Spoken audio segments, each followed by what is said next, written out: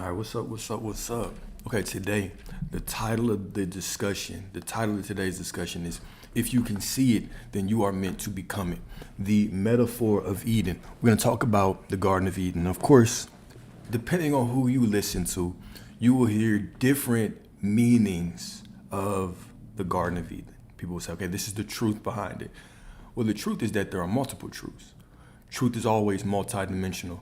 But we're going to talk about it in terms of manifestation today. Okay, the Garden of Eden, we're going to talk about manifestation. And then we are just going to talk about the imagination in a more profound way. The imagination is not escapism. It is the reminder that you are divine. All right, so let me get this and then we can get going. Okay, and as always, you know, the document is always on YouTube. All the lectures on YouTube, you can always catch them there. And then any coaching, if y'all want coaching, mentorship, anything like that, there's a link in the bio of all my social medias. Okay, so let's get started. What if I told you that the voice you keep ignoring, the one that whispers visions in the silence, is holy? That your imagination is not some childish escape hatch, but the original language of God? We've been taught to worship logic and bow to reality, but creation has always started in the unseen. You were never meant to just react to the world. You were meant to remake it. And the canvas is waiting. The paint is your faith. The brush is your imagination. So I ask you humbly and urgently, what world are you building when no one is watching? Right? It's one thing to be somebody when, eyes are on you, when everything is good. But who are you when things don't look the way that you want them to look? Who are you for the majority of your day? Who are you being? Because reality follows who you're being. Okay? So what world are you building when no one is watching? This is not the time to be timid with your vision. The divine didn't put eternity in your heart for you to play it safe. You were given eyes behind your eyes. You were given eyes behind your eyes. You were given the vision. You were given imagination. All right? So you could walk by inner sight and not by circumstance. So stop apologizing for what you see when you close your eyes. Stop shrinking your dreams to fit what's quote unquote real, because imagination is not pretend, it is prophecy. And today I dare you not just to trust it, but to become it. Okay? So we're going to talk about prayer in the essence of your imagination and your desires, your visualization. If you truly want to receive the things that you're visualizing, you have to become those things. Right? How do you become those things? By giving them to yourself. How do you do that within your imagination? You create the imaginal act, and you do not do the imaginal act to try to get something. This is not the purpose of your imagination. The purpose of you visualizing or affirming is you're not doing these things to get something, to speak them into reality. You're doing them to give them to yourself right now, to experience those things right now. And by experiencing those things right now, you are getting a peek into your future. Okay? You're always creating with the imagination, but there's two ways that you can imagine, right? Are you imagining because you believe that this is a process to get something? Or are you imagining because you understand that your imagination is divine? It's a peek into it's really the window to your soul, truly. It's a peek into the future. Okay, it's a peek into the unseen parts of reality that you're experiencing right now that want to unfold from within you. All right? So always take option 2. Don't visualize, don't affirm to get something. Affirm and visualize to experience having them right now, to get them right now, to give them to yourself right now. And when you give them to yourself right now you can walk forward and say, okay, it's done. I already have it. All right? So imagination is not escapism. It is entrance. It is the womb of the unseen world, the brushstroke of divinity upon the canvas of human experience. When you close your eyes and see, you are not daydreaming, you are time traveling, you are creating, you are conversing with God. This is when you are having the most intimacy with the divine, is in your imagination. It's just you and God sharing a vision. You are creating together, you are co-creating with the Most High. The Most High is putting these images in your mind, and you think that you're conjuring them up from yourself, right? But but nothing is being created. There's nothing new. Everything is already created, every possibility. So you're just tapping into something that already is. The Most High is planting these things in your mind. In those times where you imagine the things that you want, do you feel the intimacy? Do you understand how intimate that act is? That you are directly expressing and getting the confirmation from the Most High that this is what you can experience. This is what you will experience. All right. And so this is why it's important to give these things to yourself in imagination, right? Not use imagination to try to get something, because if you're using it to try to get something, you're defeating the purpose of the process. The Most High is putting that in your mind. You're not forcing your will on anything. You're simply co-creating. Okay, y'all are simply having an intimate moment together. All right. So the mystics called this the inner temple. Okay, you think that you just go into the church to commune with the Most High, right? We call the church the temple. We call these outside places the temple. But the temple is you. You are the temple. And anytime you go within the temple, guess what? You are communing with the Most High. Whatever you put in your body, you are putting into the temple. So it's not just when you step into these quote unquote temples outside of you, these churches, that's when you have to show reverence. But it's anywhere that you step is sacred, is holy, because you are the temple. All right. So when you go within yourself, do you see this as sacred, intimate time with the Most High, where y'all are creating together? The Most High is giving you confirmation. You feel good about the things you envision and give them to yourself because God is saying yes. Right? So when you start taking this different look at your imagination, at what you're experiencing, now boom, you can open your eyes and actually walk with trust, walk with faith. You're not going into the temple to try to get something. Right? You're just going in to experience the divine. And you experience the divine through your imagination. Even if we talk about affirmations, we'll talk about it from a different way, right? Because there's a misconception that the more you say it, the more that you are telling God what you want. All right? Let's look at it like this. Okay, look at it like this. Affirmations have been around for a long time. Even in the Catholic Church, they pray. We pray. Well, I don't know if I still consider myself Catholic. And I was born into the Catholic Church. I wouldn't say I'm any other religion, but I don't consider myself Catholic. So in the Catholic faith, they have what's called a rosary. Okay, a rosary is just beads, right? Sometimes you'll see people wear them. I think in the Catholic tradition, you're not actually supposed to wear them, but you pray them. So every single bead on the rosary represents prayers. Certain ones represent the Our Father. Some represent the Hail Mary. Okay? And so when I was younger, I had the misconception, which is common to most when we talk about repetition, that, if I want something, the more that I pray this, the more likely it is to be. More likely I am to get it. And one of the nuns spoke and said, it's not that praying the rosary over and over again, it's not that it influences God in any kind of way. It just makes you feel better because you understand the presence. So use this when I talk about the reprogramming of the subconscious mind. Not a big fan of that terminology. But we have to understand that we only have to say things once. We only have to imagine things once. Why do we repeat things? We repeat things because we have an ego that likes to latch on to stories. We have an ego that likes to focus on how things have been. That likes to get stuck in circumstances. That likes to judge things. Okay? And so your affirmations, your repetition, you being able to go back in your imagination and calm yourself down by giving yourself that thing, even when you're doubting, even when you're worrying, you are just doing that for you.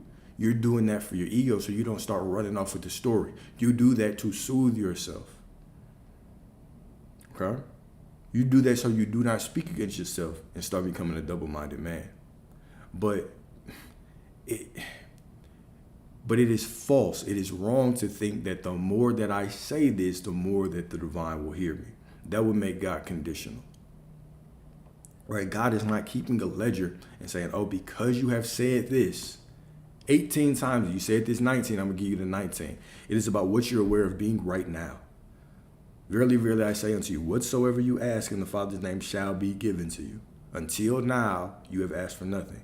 Meaning it doesn't matter what you've been asking for the last 10 years, what you've been doing for the last 20 years. Doesn't matter how you've been living your life, what you've been believing, assuming, expecting for your past. All that matters is the story you're telling right now. So we use affirmations to make sure that in every moment we're staying true to who we are being.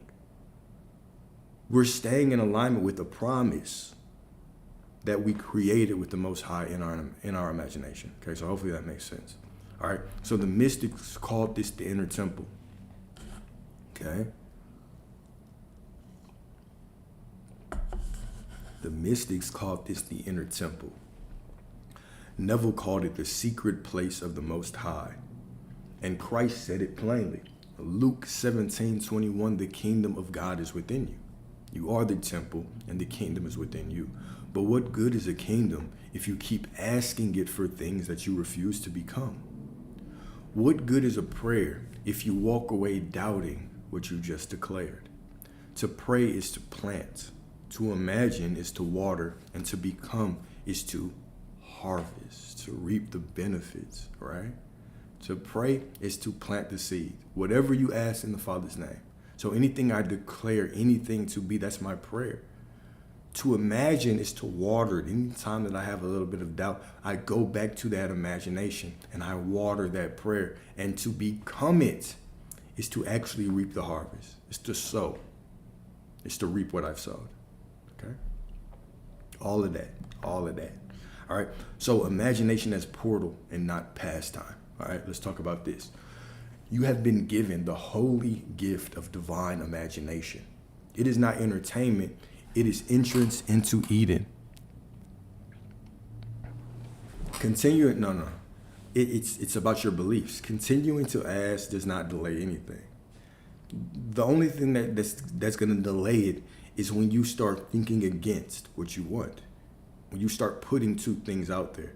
When you start to ask, right? I would just remind yourself that you already have it.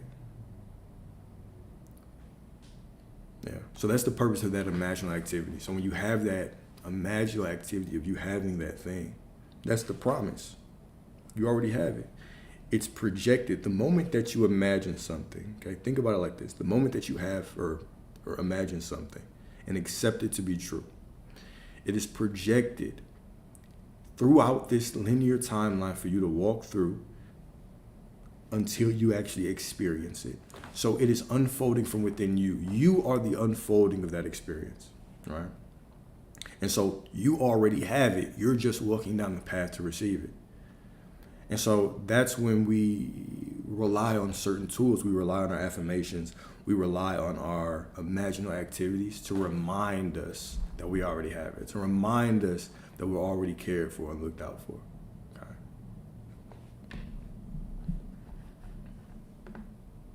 Yeah, for sure. So to pray is to plant. To pray is to plant. It's the seed, right? To ask for anything. You're planting that seed, right? To imagine is to water. So when you imagine it, when you visualize it, right? You're watering that seed, okay? And then to become it. You've imagined it, and now you actually accept and become it. And that is to actually harvest. No problem. So, all right, imagination is a portal and not a pastime, because we think imagination is just a pastime, okay? But it's a portal. It's a portal to other universes, other realms, which are all within you. How beautiful is that, right? You have been given the holy gift of divine imagination. It is not entertainment. It is entrance into Eden, the restored mind, the creative realm. Imagination is not fiction, it is prophecy. It is the raw material of the next moment. So let's talk about Eden, okay? And keep in mind, you could probably think of 100 different ways to think of the Garden of Eden, all right? Let's look at one different way, right? Everybody has this is the true meaning of it, but let's talk about it from this perspective, okay? Your imagination isn't a place to escape reality. It is the sacred gate through which you recreate it. In the modern world, we've been conditioned to treat imagination as child's play, fantasy, or wishful thinking. But to the mystics, prophets, and visionaries, imagination was the holy of holies, the inner sanctuary where divine ideas first become form. Okay? So Eden, in this context, is not just a lost garden. It's the state of consciousness untouched by fear, shame, or separation. So one of the metaphorical ways that we can look at the Garden of Eden is your unity with your imagination, with your divinity, where when you are in union with this imagination, with your creative power, you do not want anymore. Everything that you desire is provided for with absolute faith and trust. There's no fear, there's no work, there's just simply you and your imagination providing everything. And then when we're separate from this, right, the quote unquote fall, when we fall into logic, let's say, and we're running through life and we just think of our imagination as some childish part of us, right? Don't get caught up in your imagination, okay? This can represent the fall, right? And as humans, most of us do get trapped in logic, where we rarely take time to sit and imagine. We are even further than that. When we do imagine, we don't take our imagination as truth. Reality, we look at this world, this illusion, this mirror as reality, and our imagination is just some childish thing. Okay? So Eden in this context is not just a lost garden, it's the state of consciousness untouched by fear, shame, or separation. When you dare to see with your inner eye, your imagination, your inner eye, your third eye, your vision, right? We're not talking about opening or closing your third eye. When you dare to see with your imagination, okay, to picture boldly what has not yet occurred, you are stepping back into Eden, okay? Reclaiming the dominion you were always meant to walk in.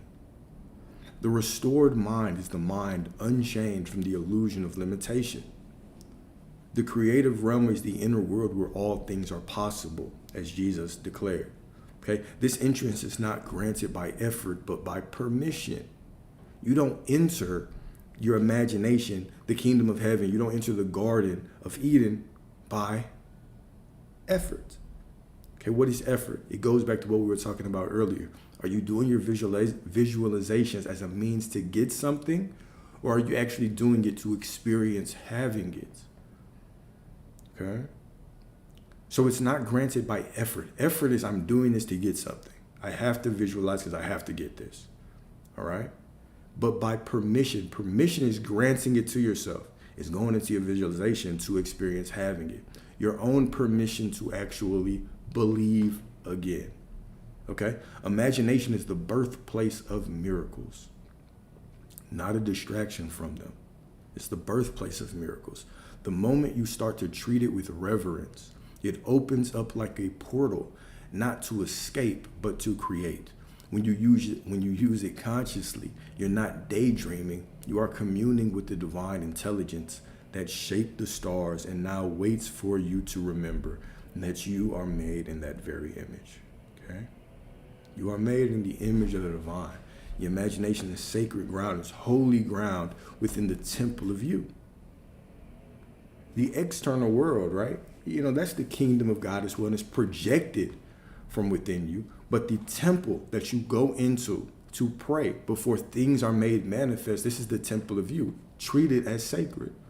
Whenever you go into the imagination within the temple of your mind, within the temple of your body, right? Consider this as you going in with. Consider this as you going in for sacred time with the divine, sacred time with your source, right? With your creator, with infinite intelligence. Don't just use it as a tool to get things, but start looking at it for how divine it is. This could change your relationship with how you manifest in general, how you ask for things in general. When you start understanding how holy and how divine your imagination is, that God is always within you, listening and giving you opinions, giving you opportunities, giving you options, giving you visions, then there's nothing that's done in vain, right? There's nothing that's accidental or coincidental. Treat it as holy. Put it like that. Treat it as holy. All right. So Neville Goddard wrote, Man is all imagination. Therefore, man must be where he is in imagination, for his imagination is himself. When you imagine, you are stepping outside of time. You are entering the realm where all things are now. And the scripture reminds us, now faith is the substance of things hoped for and the evidence of things not seen. Hebrews 11:1. The world has taught you to be realistic, but the soul remembers reality is downstream from imagination. Okay? Imagination is the top, it's the crown you wear, right? The crown of you being able to speak into your existence. That crown is held in your imagination. Your imagination is up here, right? So everything that you see in reality is just flowing downstream from your imagination, your expectations, okay? Your true beliefs, your true assumptions about who you are. The mask that you put on. Your assumption of who you are is the mask you put on, and it allows reality to fall in place. It gives everybody a script and says, this is how I want to be treated. Not even this is how I want to be treated. This is how I expect to be treated. This is how I assume people are going to treat me. This is how I assume people are going to judge me and look at me. And reality says yes every single time. That's how divine you are, right? The assumptions and the scripts that you have for everybody around you, you hand them a script with your assumption. You say, here, this is how I assume you to be. Do this. And they say yes. They always say yes. They always follow your lead, okay? The world has taught you to be realistic, but the soul remembers. Reality is downstream from imagination. You don't imagine because you're delusional. You imagine because you're divine. Okay? So when you pray, become the answer. The moment that you pray, you are not speaking to a distant deity. You are summoning your own transformation. You are activating a law as old as time. So Mark 11:24, whatever you ask for in prayer, everything that you ask for in prayer, believe that you have received it and it will be yours. Believe that you have received it and it will be yours, not might be yours. Believe that you have received it and it will be yours. Okay, Mark 11:24. Belief is embodiment. If you truly believed that you were going to receive what you asked for, how would you walk? How would you talk? How would you feel? How would you think? How would you remind yourself that it's already done? How conscious would you be? How much expectation would you have? Would you finally just take a deep breath and say, whew, thank you. Thank you, God. Would you finally take that deep breath? Take it now. Relax. Go in your imagination and give yourself that thing that you want. Don't go in your imagination to try to get it. Don't go in your imagination because I have to do this to get it. Go in your imagination and experience having it. For as long as you can. Experience having it. Replay that same scene over until it feels real, until you can finally relax and say, all right, cool. And then walk through life and remember who you are. Does the way that you carry yourself from a day-to-day perspective, right? Does it prove that you're faithful? Does it prove how faithful you are or how fearful you are? Which one is it? Who are you embodying? If I said that you receiving the thing that you want is going to be based on your faith, and then I said, okay, let's snap our fingers. It's based on the faith you've had for the last 24 hours. That's it, just the last 24 hours. Would you say that you're proud? Would you be ready to submit the last 24 hours and say, absolutely, take it? I'm ready to bet everything that I want on the faith I've shown in the last 24 hours. Are you willing to do that? I'm not talking about the times you're fearful. I'm talking about emotions. Let's not confuse emotions with faith. You can be nervous and still have faith. You can have that gut feeling of doubt and still focus on the proper story in your mind.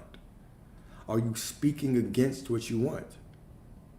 Or are you only speaking from the certainty that God is within you?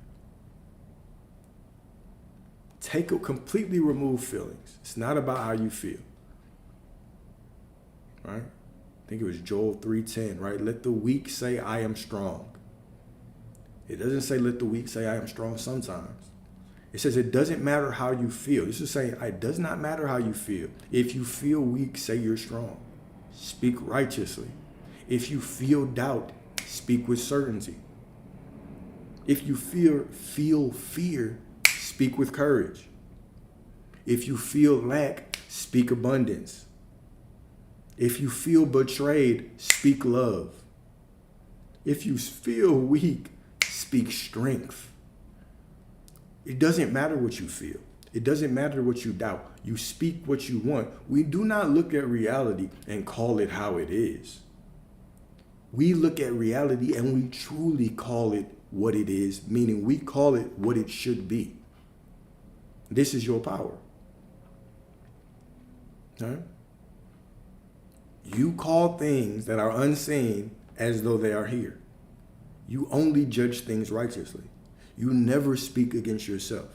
Doesn't matter how you feel. You allow that human part of you to experience feelings because it's natural. You can cry. You can feel stress, but you still stay with the same story. It's done. God is within me. God is always looking after me. Always. You do not speak against yourself. You do not think against yourself ever. And if you catch yourself thinking against yourself 1 time, 2 times, 3 times, you have to affirm 10 times for as many times as you thought against yourself. If you thought against yourself once, you affirm 10 times. If you caught yourself daydreaming the incorrect way for the last 20 minutes, well, guess what? You got to sit your ass down for 10 times as long as that. Or whatever 20 times 10 is.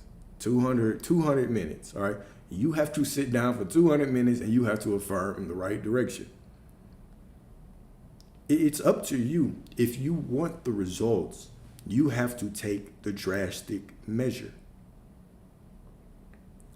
You have to work to overcome yourself. It's you versus you. You cannot be content with, damn, I fell off. Let me start again tomorrow. No.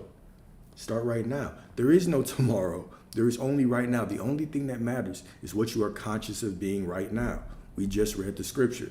Verily, verily, I say unto you, whatever you ask in the Father's name will be given to you. Until now, you've asked for nothing. Meaning it doesn't matter what you've been doing for the last 10, 20 minutes. What are you doing right now? Right now.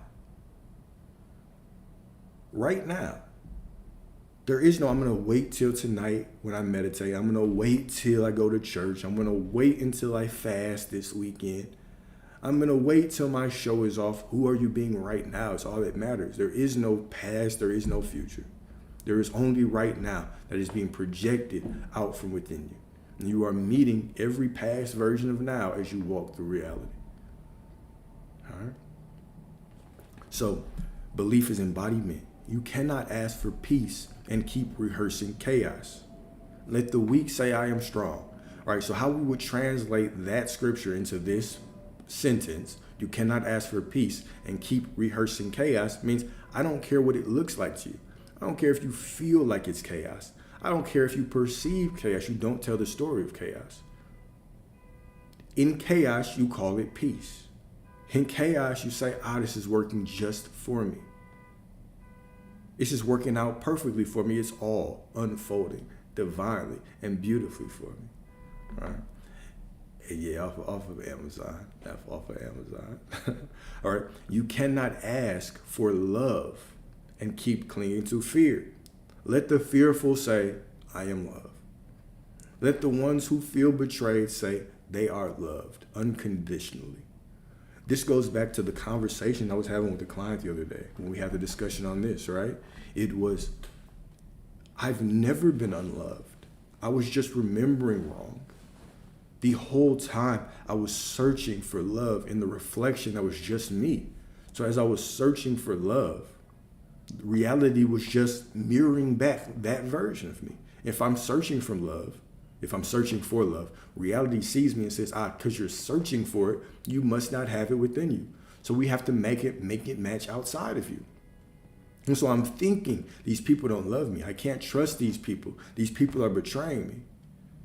but I'm just reacting to the mirror. But I've been loved unconditionally my whole life.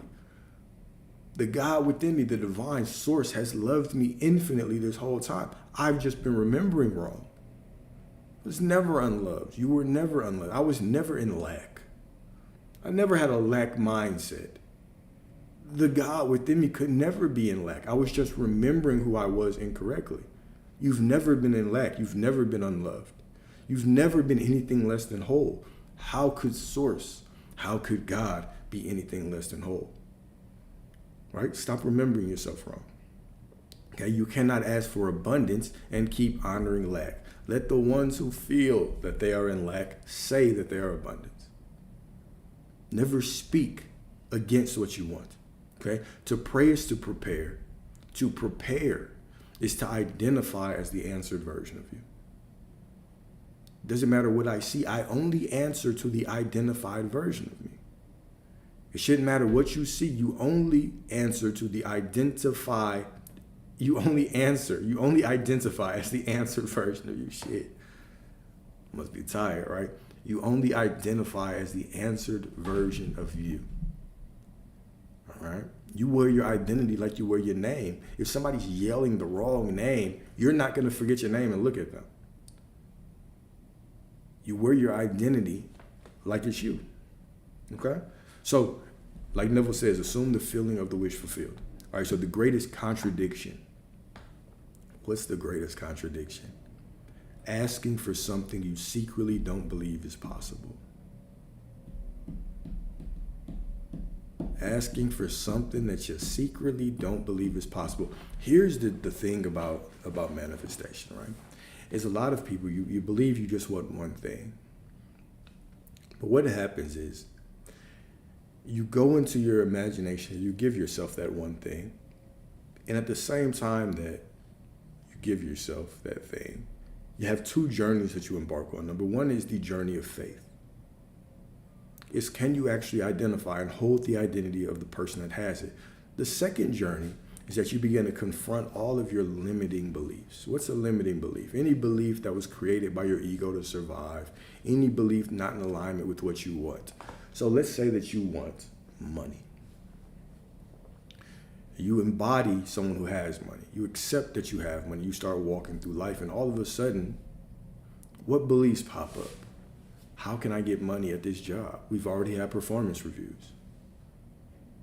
How can I create money? My business is not pumping in money like that.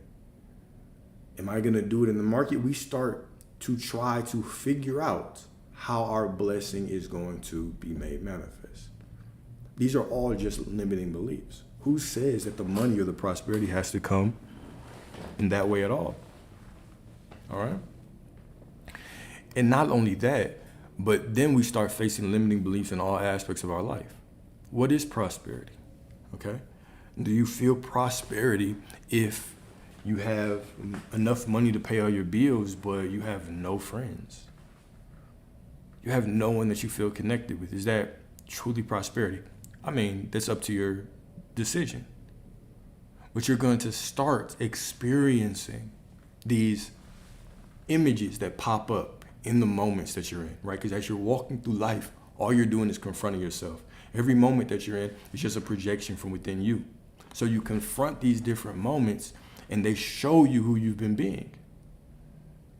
And so anything that makes me feel quote unquote negative is just showing me that I'm not in harmony with my true vision. And if I'm not in harmony with my true vision, I have an opportunity to confront this thought. Simply change my belief in that moment and it will fade away. So we're constantly just facing ourselves on this journey. It's never you versus anyone else. It's not you versus your boss. It's not you versus your parents versus your ex. It's not you versus anybody. It's simply you versus you. All right? This is why this spiritual journey is so beautiful, because it allows you to see yourself in a way that what else could allow you to see yourself like this, right? This is the true definition of God being made manifest within you to experience itself, because you are the divine, you are source. And so this spiritual journey of understanding, of seeing that everything is a mirror, and walking through life, knowing it's a mirror, knowing it's a reflection of you. It's the ultimate journey of learning yourself, of confronting yourself. Right? And what happens if you run or suppress who you are? You just get more of it. Okay? What happens if you blame the external world? You just get more of it. Right? We see this all the time. The people that complain the most, they get the most things to complain about, whether it's men. Right? The women that complain about men the most, they get the most men to complain about. The men that complain about women the most, they get the most women to complain about. People that complain about money the most, they get the most situations to complain about. The people that complain about the government the most, they get the most situations to complain about the government about.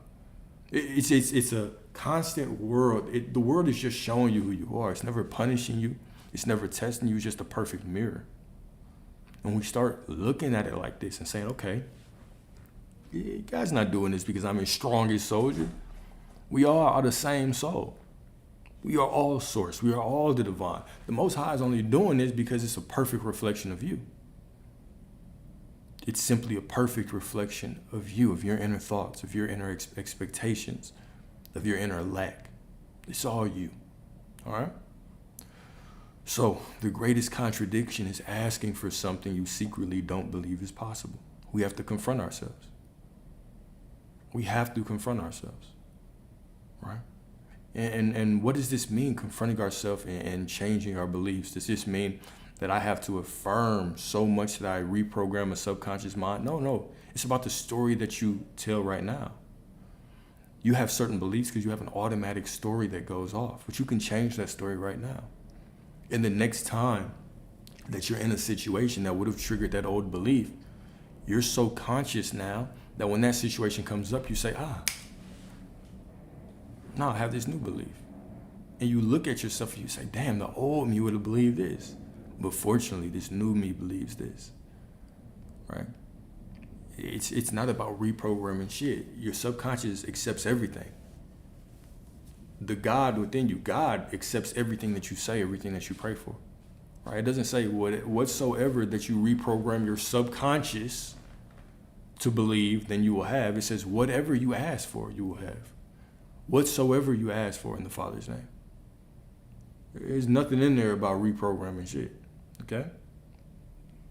Whatever you ask in this moment, that is what you receive. All right? So, you must collapse the delay between asking and becoming. That's where power lives. Heaven doesn't respond to empty words. Heaven responds to alignment.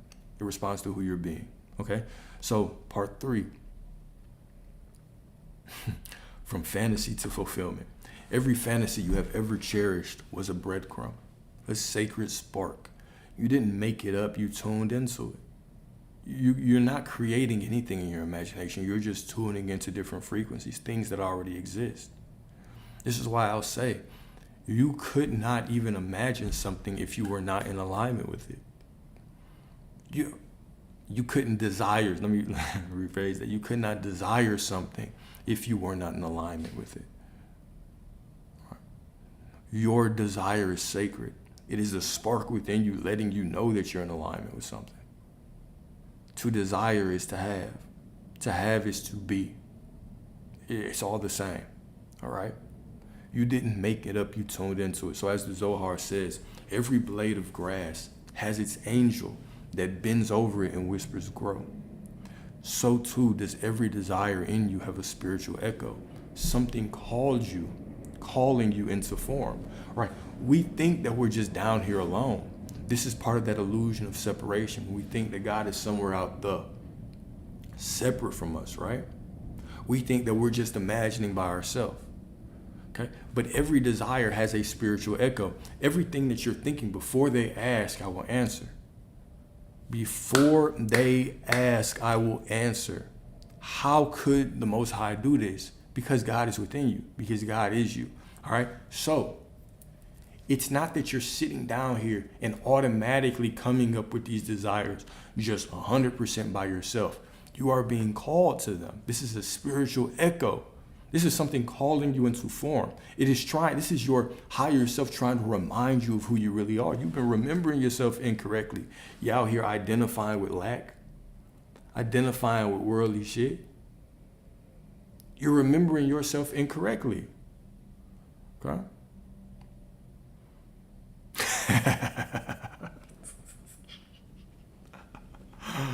If a bird just fly in my window, I'm gonna take. I don't know what kind of sign I'm gonna take that for. I know it'll be everything is working out. Maybe not for that bird, but for me it is. Right? So the task is not to beg God to fulfill it.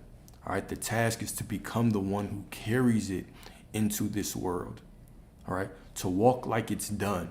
To speak like it is true. To move like the future is finished and you're simply catching up. Whew, that's powerful right there. Okay, so to move like the future is finished and you are just catching up. How would you move through life if you knew that? If you already knew how the story ended? Let's play a hypothetical game right now, okay? Hypothetical game. Just entertain me. Sit back, relax, and play this game with me, okay? Let's pretend that your desires are sacred. Let's pretend that God is actually speaking to you through your desires.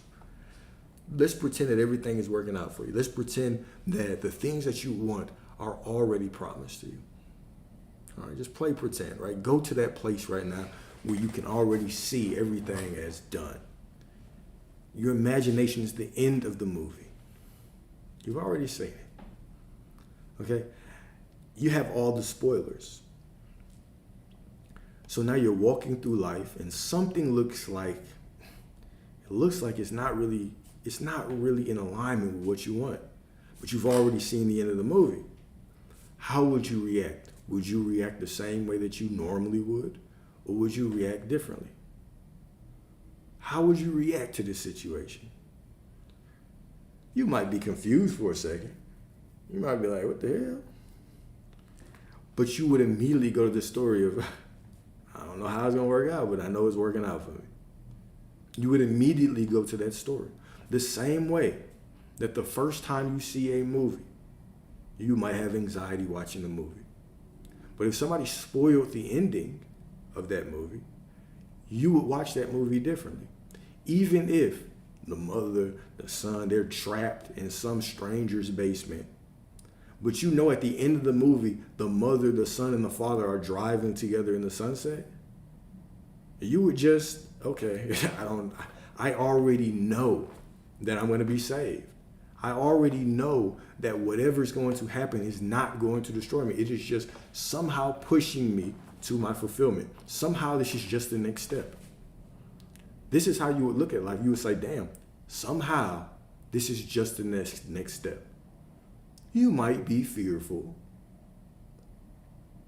You might have a feeling, but the story that you tell wouldn't be of, damn, this is the end, because you've already seen the end. You know that this is not the end.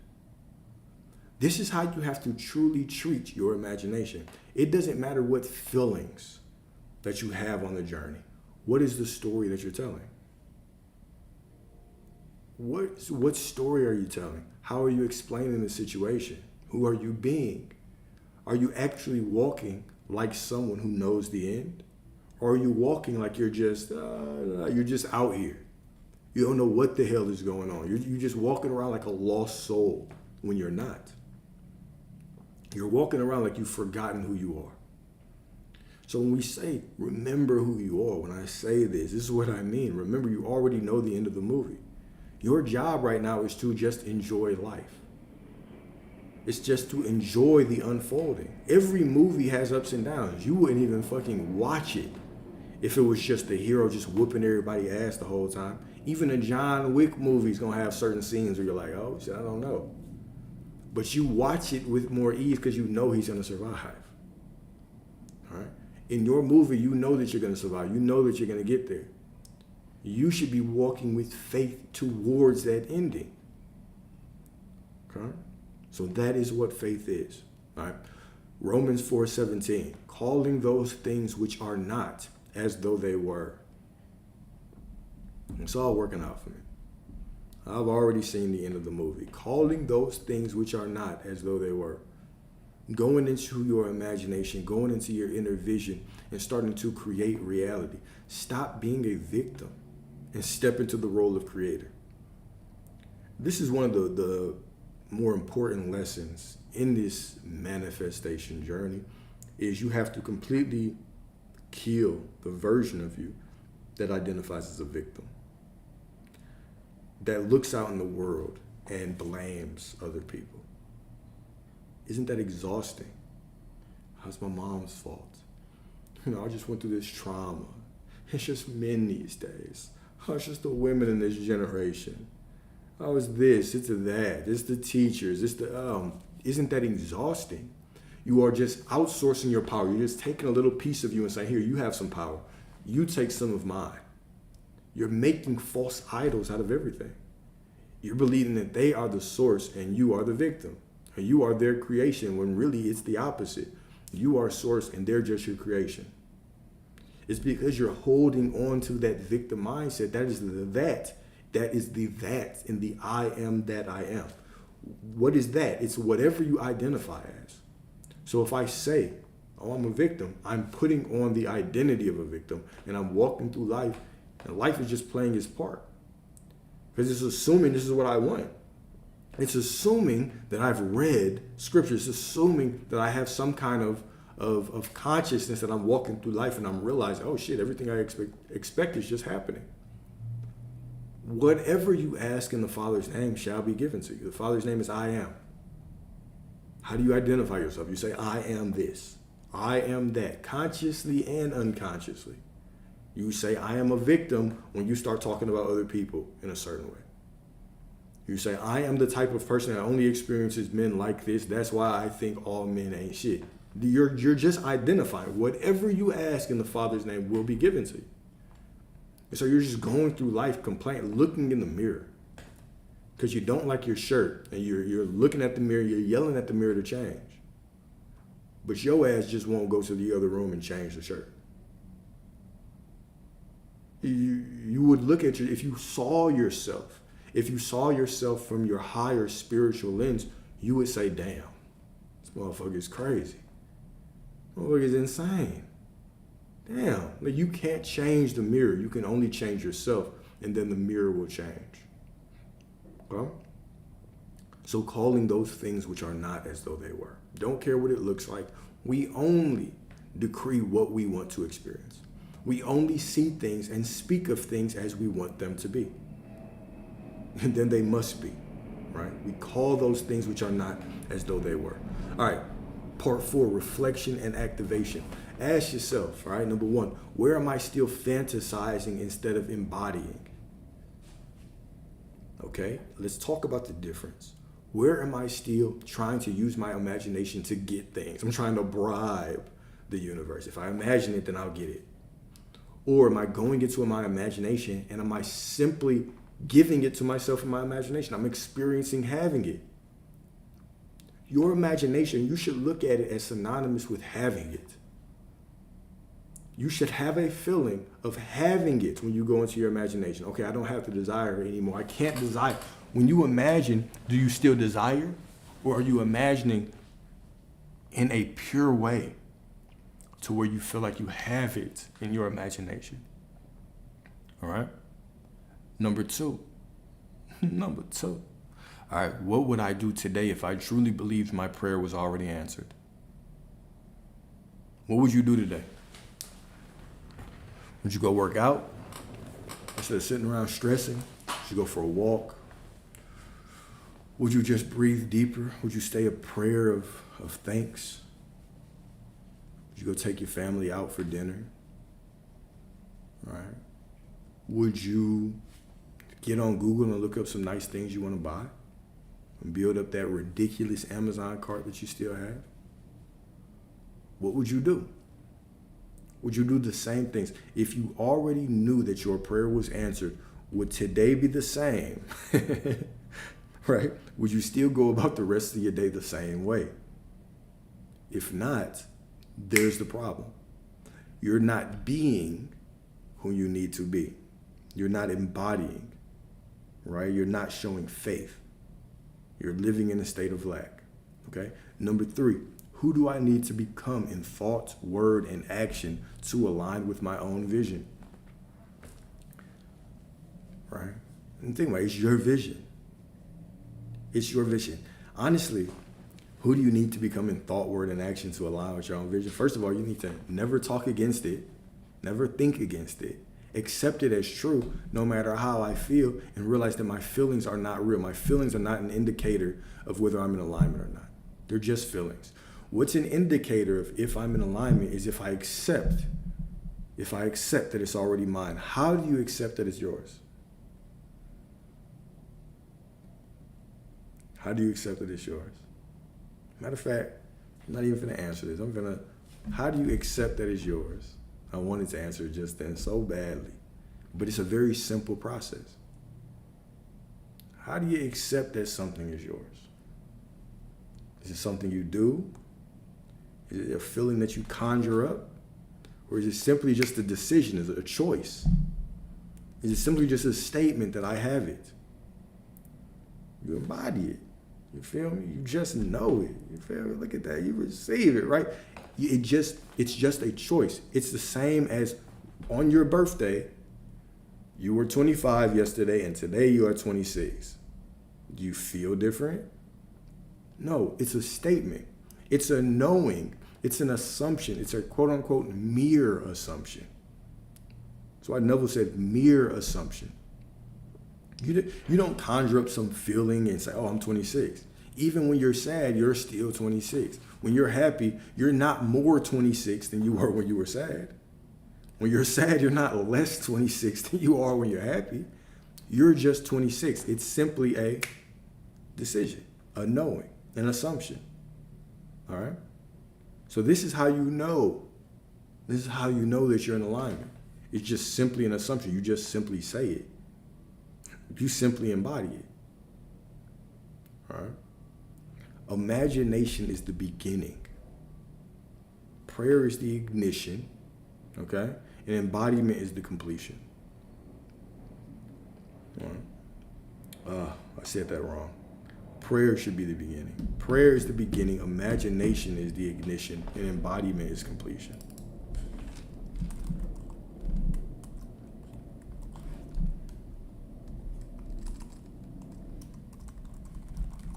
Okay, prayer is the beginning, imagination is the ignition, and embodiment is the completion. All right, don't just dream of the miracle. If I dream about it enough, if I imagine it enough, then I must have it, right? Be it. Give it to yourself in your imagination. Experience having it. How does it feel? How does it feel? Right? So in closing, you are not waiting on God. God is waiting on you. The kingdom is already within you. The vision is already alive. All that's left is for you to walk through the portal, to stop playing small with your desires, to stop entertaining doubt as a form of humility, and to remember that imagination was never a toy. It was a throne, right? You are gods. You are all sons of the Most High, right? So dare to decree, dare to envision, and dare to become. The world will shape itself around your becoming. Who you are. Right? Reality is who you are. It's not separate from you. It is simply who you are. Okay? And the moment that we wake up to this realization, we start walking and remembering who we are, now your Father in heaven can remember who you are. Right? When you remember who you are, then you will be known. This is what Jesus said in the book of Thomas, right? When you come to know yourself, right, then you will know that you are all sons of the Most High, and then you will be known. When you understand that you are divine, the source is within you, now you will actually be known, right? And you will get everything that you want. Okay? So let's end this with some affirmations, per always, and then I'll let y'all go, man. Got some stuff to do. Sister's in town. Finna go do some things with her. Probably go out and eat. And then I got some work to do. But I appreciate y'all for joining in, man. I see you all as prosperous, as perfect, as divine, as beautiful, right? As gods, as goddesses, as in alignment with everything that you want. Everything that you desire, you already have it. You just have to remind yourself that you already have it. It's already projected from within you, and you are walking down the divine and beautiful path to realize all those things, right? To realize all those things. You and your Father are one, right? But your Father does all the work. Okay, you have a heavenly Father who loves you more than you can imagine. You were never unloved. You just forgot. You were never unloved. You just forgot. You were remembering wrong. Okay? You thought that you were supposed to get divine love from the mirror, when the Most High has loved you this whole time. And when you start to fall into that inner knowing, now the actual mirror can reflect love back at you abundantly. Okay? Y'all have a beautiful, beautiful afternoon, beautiful evening. Stay prosperous. If you don't feel like gods, like goddesses, it's cool, because I see you as that way anyway. So I know that it must be true. Know it must be true. All right. And then, of course, got a constant reminder. I've only had one wedding invite recently. But if any of y'all, start getting married, life starts getting beautiful, once it does, right, I expect wedding invites. I love weddings. Okay? All right. Y'all have a good one, man. Peace.